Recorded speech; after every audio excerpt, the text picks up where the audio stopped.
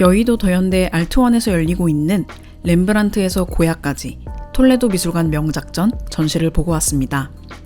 전시는 7월 4일까지 진행되는데요. 미국 오하이오주의 톨레도 미술관 소장품 50여 점을 가져온 이번 전시는 16세기 르네상스, 매너리즘부터 바로크, 로코코, 신고전주의, 그리고 19세기 낭만주의까지 서유럽 고전회화를 폭넓게 조망하는 전시였습니다. 여러모로 올해 2월까지 세종미술관에서 열렸던 미국 샌디에이고 뮤지엄 특별전과 비슷한 느낌이었습니다.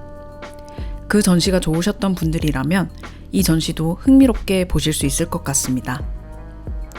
이 전시는 그림을 시대 순서, 사조별로 큐레이션하는 대신 근대 서양 미술사의 주요 키워드들을 중심으로 작품들을 묶어 6개의 섹션으로 구성하고 있었습니다. 이 영상에서는 전시에서 제게 특히 깊은 인상을 남긴 작품들을 소개해드리려고 합니다. 전시장에 패널 글에는 없는 흥미로운 이야기들도 함께 담았습니다. 마지막에는 왜 이 전시를 추천하는지, 그리고 어떤 마음가짐으로 방문하면 좋을지에 대해서도 이야기해보겠습니다.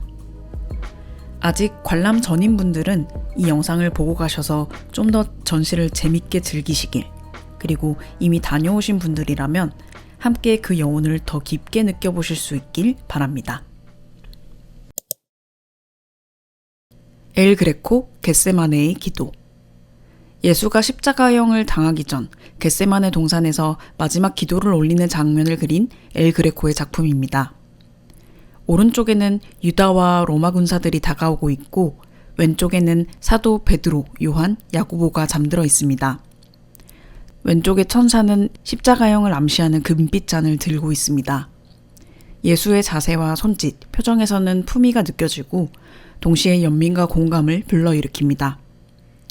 예수 뒤로 솟아오른 회색 바위는 다가오는 적들로부터 그를 잠시 숨겨주는 장치처럼 보이지만 그에게 닥쳐올 어둡고 무거운 운명을 암시하기도 합니다.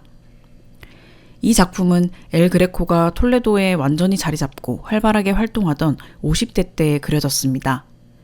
특유의 영적인 분위기, 과장되게 늘어진 신체와 일렁이는 배경은 그대로이지만 이 그림에서 엘 그레코는 주제에 맞게 조금은 고요하고 단단한 묘사로 서사를 전달합니다. 엘 그레코는 몇 년 뒤에 이 겟세마네 장면을 다시 그렸는데요. 그때는 잠든 새 사도의 모습을 화면 전면에 크게 강조합니다.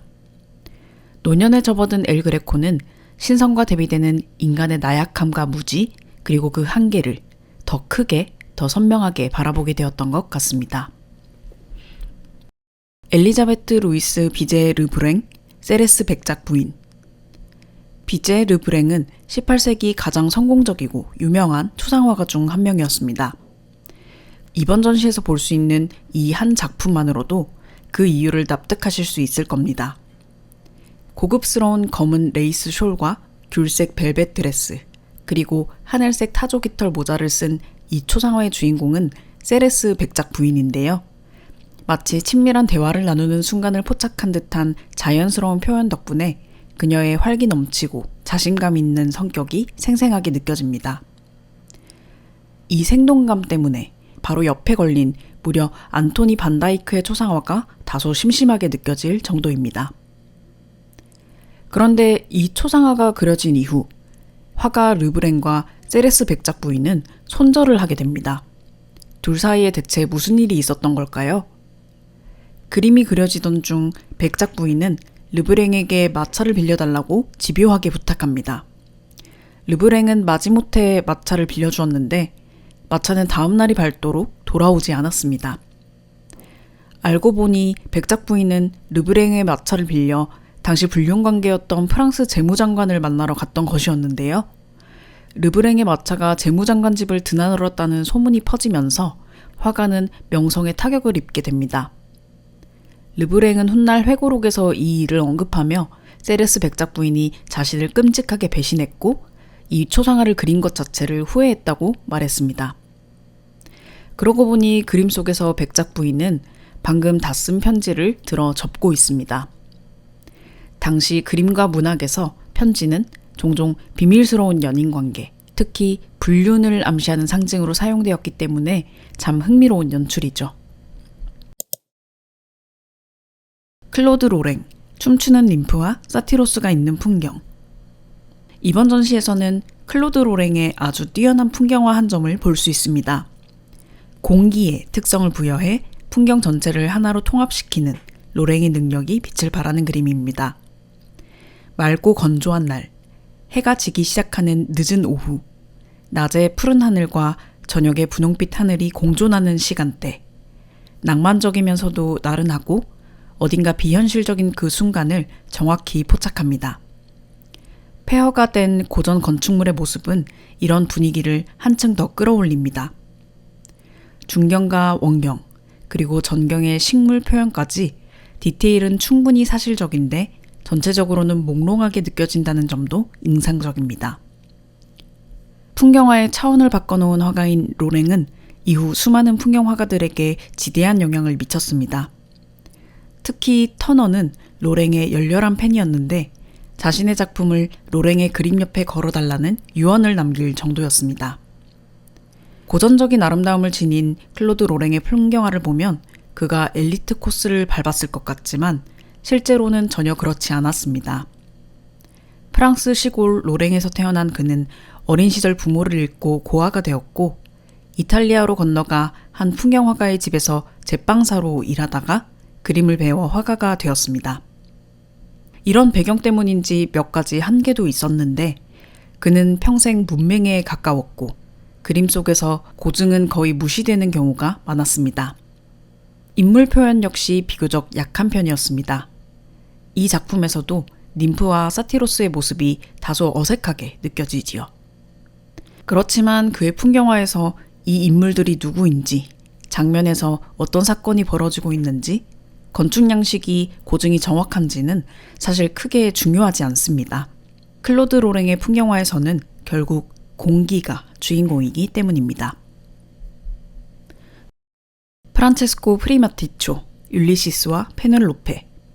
스파르타 국왕의 딸 페넬로페는 이타카의 왕 율리시스, 즉 오디세우스와 결혼하지만 오디세우스가 트로이 전쟁에 참전하게 되면서 신혼도 제대로 즐기지 못하고 남편과 헤어지게 됩니다. 오디세우스는 자신이 10년 안에 돌아오지 못하면 재혼을 하라고 말하고 떠나지만 페넬로페는 무려 20년 동안 수많은 구원을 거절하며 남편을 기다립니다. 마침내 돌아온 오디세우스.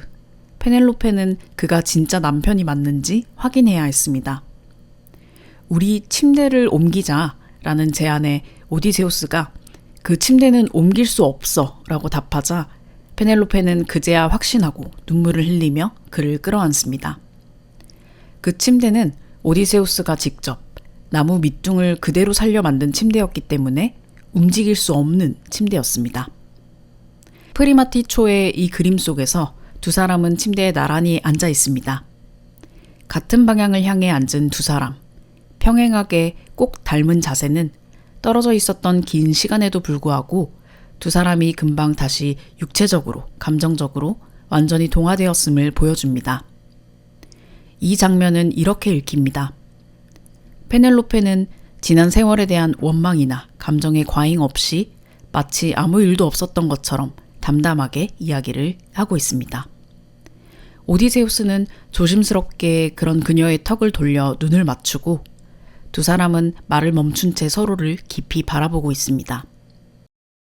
침묵 속에서 눈빛을 통해 오디세우스는 미안함과 고마움의 마음을, 페넬로페는 그리웠던 마음과 변치 않은 사랑을 전합니다.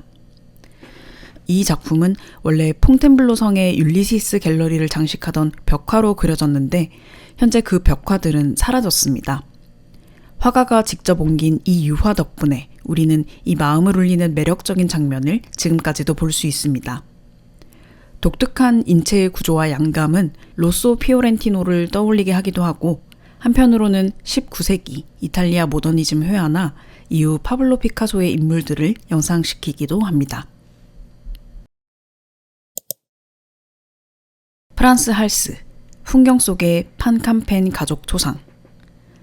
프란스 할스의 이 뛰어난 가족 초상화는 보는 순간 자연스럽게 얼굴에 미소가 번지게 되실 겁니다. 정말 귀여운 아이들이 가득하거든요. 신이 난 아이들은 서로 장난치고 떠드느라 초상화를 위해 자세를 잡는 데에는 별 관심이 없어 보입니다.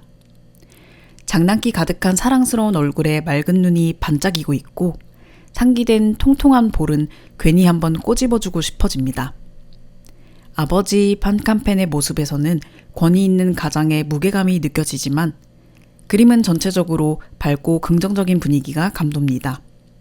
잘 나가던 도시였던 17세기 하를렘의 여유로운 분위기, 그리고 네덜란드인들 특유의 낙관적인 감성이 느껴집니다.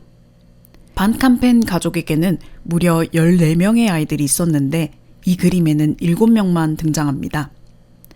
나머지 7명의 아이들은 어디에 있을까요? 사실 톨레도 미술관이 소장한 이 작품은 원래 그림의 왼쪽 절반입니다.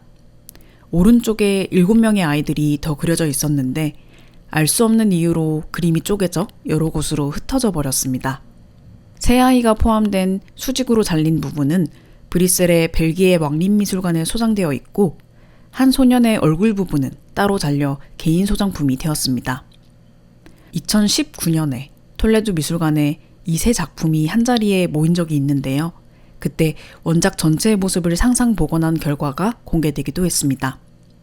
한 가지 더 흥미로운 점은 왼쪽 아래에 있는 이 아기는 나중에 태어난 아이를 추가로 그린 것이라는 점입니다.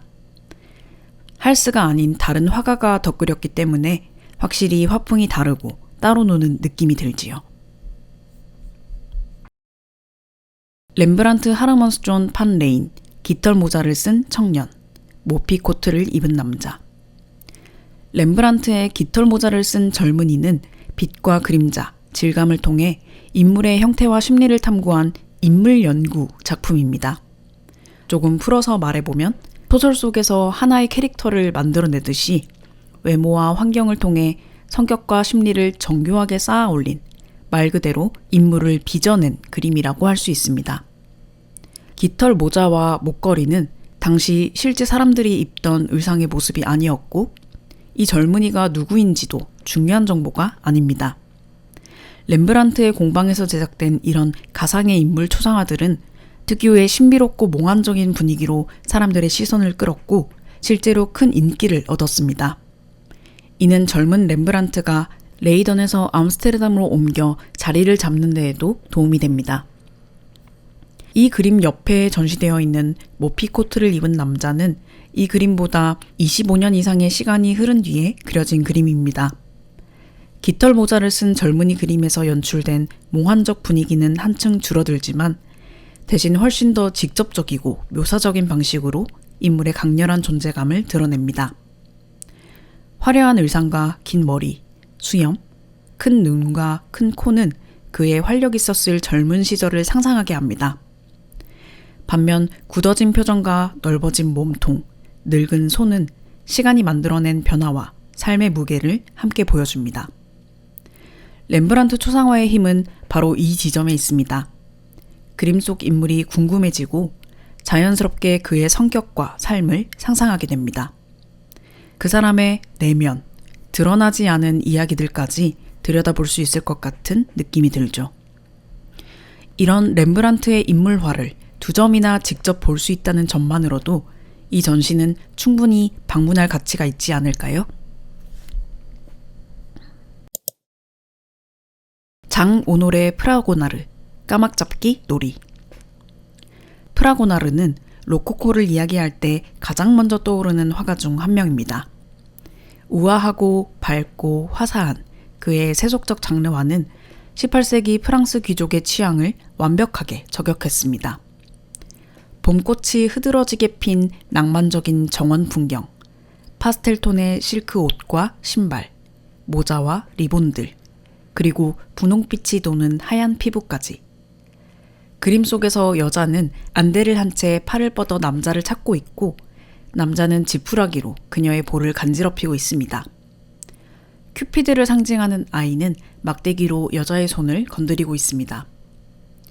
이 그림은 마드리드의 티센보르니미사 미술관에 있는 시소와 짝을 이루는 작품으로 두 그림 모두 유희와 놀이를 하는 연인의 모습을 통해 연애 초반의 간질간질한 감정을 묘사합니다. 서로에게 빠져들어 서로밖에 보이지 않고 무엇을 해도 그저 즐거운 일종의 허니문 시기의 모습입니다. 그런데 제게 이 그림은 그저 낭만적이고 달콤하게만 보이지는 않았습니다. 안대 아래로 여자의 시선이 살짝 보이시나요? 부풀어 오른 하얀 가슴은 한쪽이 살짝 드러나 있습니다. 사실 2단계의 연인들은 자연스러움과 우연한 놀라움으로 가장하고 있지만 서로를 누구보다 의식하고 있다는 것을 우리는 알고 있습니다. 아주 사소한 기류 하나하나를 읽고 고민하고 때로는 전략적으로 행동과 표현을 연출하기도 하죠. 이 사람은 나만큼 감정을 느낄까? 내가 더 좋아하는 건 아닐까? 혹시 거짓말을 하고 있는 것은 아닐까?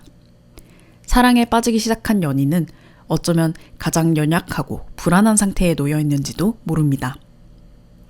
그래서 이 장면이 하나의 연극처럼 느껴진다면 제가 너무 회의적인 걸까요?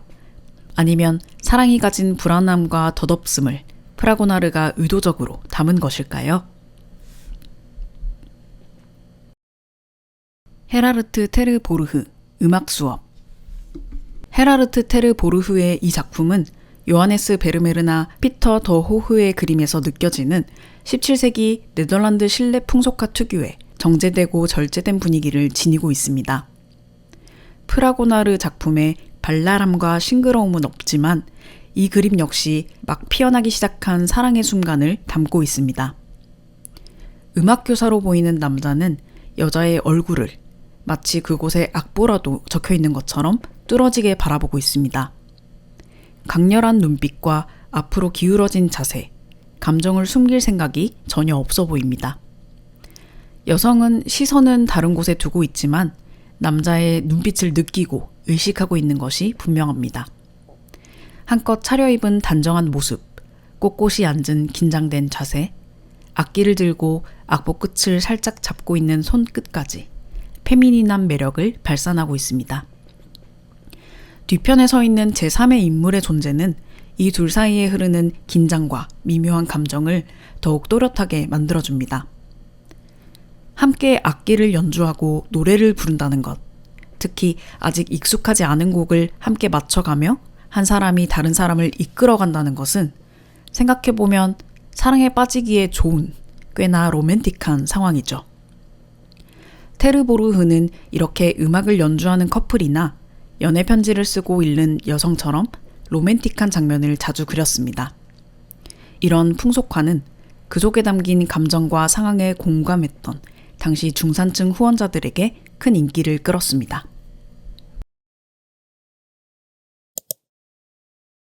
얀 브리헐 1세, 어촌이 있는 풍경. 얀 브리헐은 재능 금수저의 대표 화가입니다. 플랑드르 최고의 화가 피터 브리헐의 둘째 아들이었고 외가 쪽 조부모들 역시 뛰어난 화가들이었습니다. 아버지 피터 브리헬은 얀이 태어난 다음 해에 세상을 떠났기 때문에 직접 사사를 받지는 못했지만 재능을 물려받은 그는 빠르게 두각을 나타냈고 이탈리아에서 유학하며 실력을 더욱 끌어올립니다. 뛰어난 기술적 숙련도를 바탕으로 정확하고 완성도 높은 그림을 그렸던 얀 브리월은 플랑드르 회화 특유의 세밀한 묘사를 극대화한 작품들을 많이 남겼습니다. 베네치아 화파의 영향을 받은 맑고 밝은 원색의 사용, 그리고 화면 안에 깊은 공감감을 만들어내는 원근법도 그의 중요한 특징입니다. 다재다능했던 그는 다양한 장르에서 뛰어난 작품들을 남겼는데 이번 전시에서 볼 수 있는 어촌이 있는 풍경은 그 모든 장점이 고루 드러나는 작품입니다. 재능을 타고나서 좋은 환경에서 경험을 쌓고 뛰어난 동료들과 영향을 주고받으며 성장한 사람이 그 잘 닦여진 길 위에서 그대로 가속을 붙이면 이런 결과가 나오는구나 하는 생각이 들게 합니다. 얀 브리얼에 대해 사람들이 잘 모르는 사실 중 하나는 그가 동양 화가 페테르 파울 루벤스와 매우 가까운 사이였다는 점입니다. 루벤스가 그의 자녀들의 대부였을 정도로 사적으로도 가까웠고 작품을 함께 제작하는 등 협업도 활발했습니다. 디테일에 강한 얀 브리얼과 역동적이고 힘이 넘치는 루벤스의 화풍은 거의 정반대에 가깝지만 두 사람은 공동 작업에서도 각자의 개성을 유지하면서도 완성도 높은 걸작들을 많이 만들어냈습니다.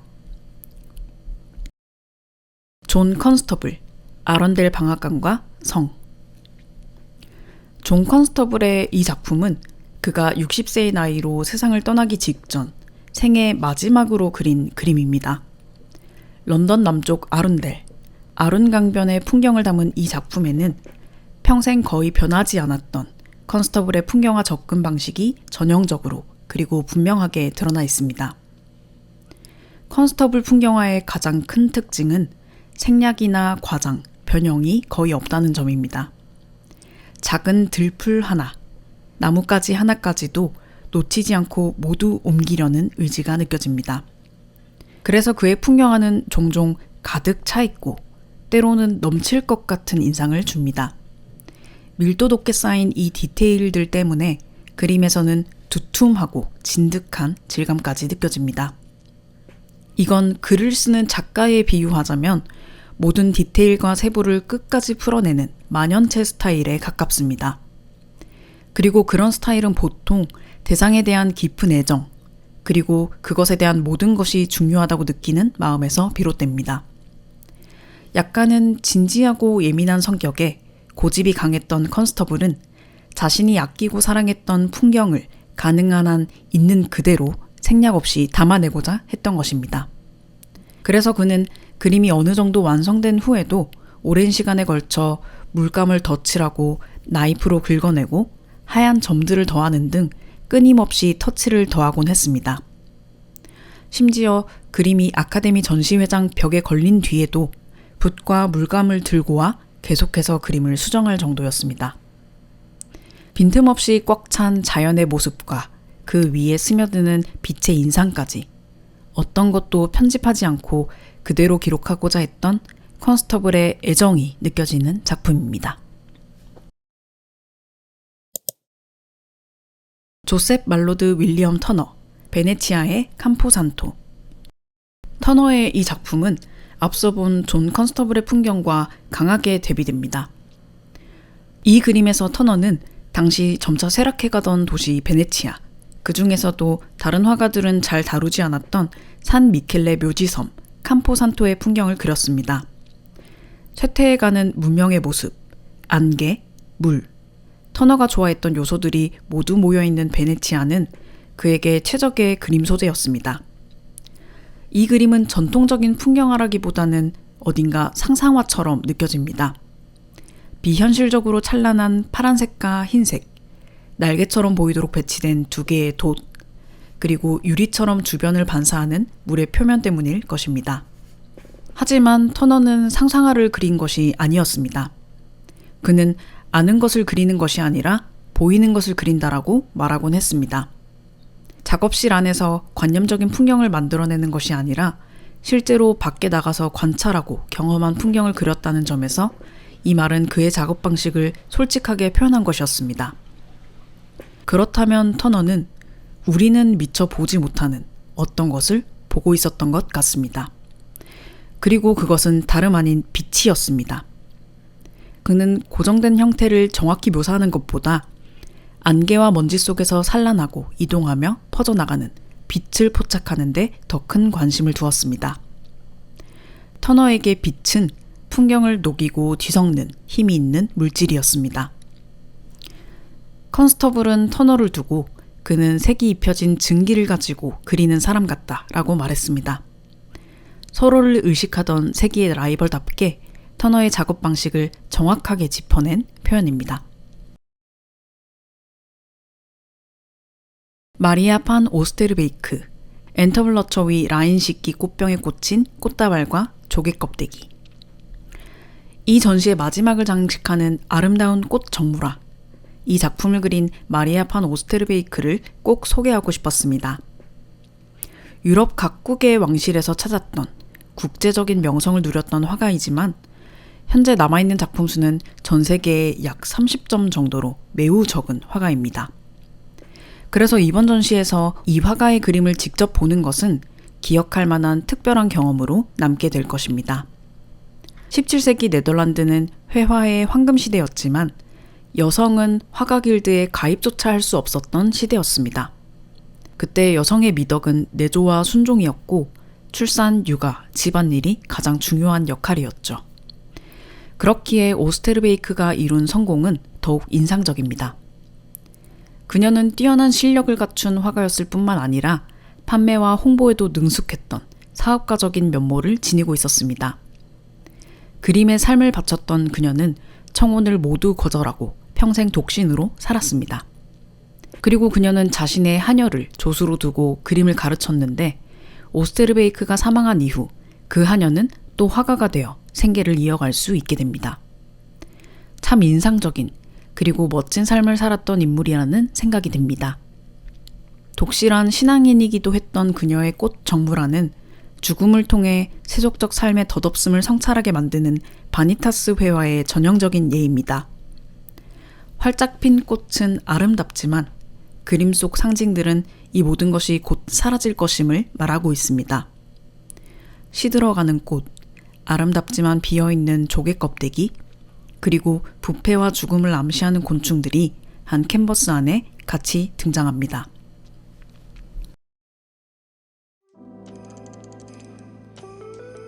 엘 그레코, 자크 루이 다비드, 렘브란트, 고야, 할스, 얀 브리헐, 터너, 컨스터블이라는 놀라운 라인업, 그것도 습작이나 졸작이 아닌 뛰어난 작품들로 구성된 전시라서 기분 좋은 놀라움을 느낄 수 있었습니다. 혹시 관람을 고민하고 계시다면 이 전시 충분히 가볼만 하다고 추천드리고 싶습니다. 그리고 이 전시는 막상 관람을 시작하면 큐레이션 섹션의 구분이 크게 중요하지 않다는 것을 금방 느끼시게 될 겁니다. 시대별 회화사조의 흐름이나 특징을 미리 예습해갈 필요도 없습니다. 복잡한 역사적 맥락이나 특정한 주제의식 안에서 이해해야 하는 전시라기보다는 400년 서양 미술사의 정점에 있었던 대가들의 작품을 압축해서 즐긴다는 조금 더 가벼운 마음으로 접근해도 좋은 전시입니다. 전시장을 둘러보며 눈과 마음에 들어오는 작품이 있다면 그 앞에 조금 더 오래 머물러 보시고 필요하다면 패널이나 오디오 가이드를 통해 정보를 보충하는 정도로 편안하고 자유롭게 관람해 보시기를 추천해 드립니다. 이렇게 느슨한 맥락과 열린 주제를 가진 전시이기 때문에 관람을 마치고 나면 사람마다 또렷하게 남는 인상이 서로 다를 것이라는 생각이 듭니다. 제게는 개인적으로 썸네일에도 썼듯이 사랑의 그림들이 특히 기억에 남았습니다. 숨겨야만 했던 짜릿한 사랑, 견디고 기다려야 했던 사랑, 영악한 듯 귀여운 사랑, 간질간질 피어나는 사랑, 그리고 꼭 사람이 대상이 아니더라도 자연 풍경이나 자신의 일에 대한 사랑까지 다양한 모양과 온도를 가진 사랑들을 마주하며 그 감정에 전염되어 마음이 벅차오르는 경험을 할 수 있는 시간이 되었습니다. 소소하게 아쉬웠던 점을 꼽자면 전시장 곳곳에 설치된 영상 프로젝션의 빛이 작품의 유리 표면에 반사되어 관람에 살짝 방해가 되었던 점, 그리고 오디오 가이드의 설명이 충분히 자세한 것은 좋았지만 다소 반복되어 길게 느껴졌던 점 정도가 있습니다. 다만 이런 부분들은 굳이 꼽아본 아쉬움이고 전반적인 관람 경험은 충분히 쾌적한 편이었습니다.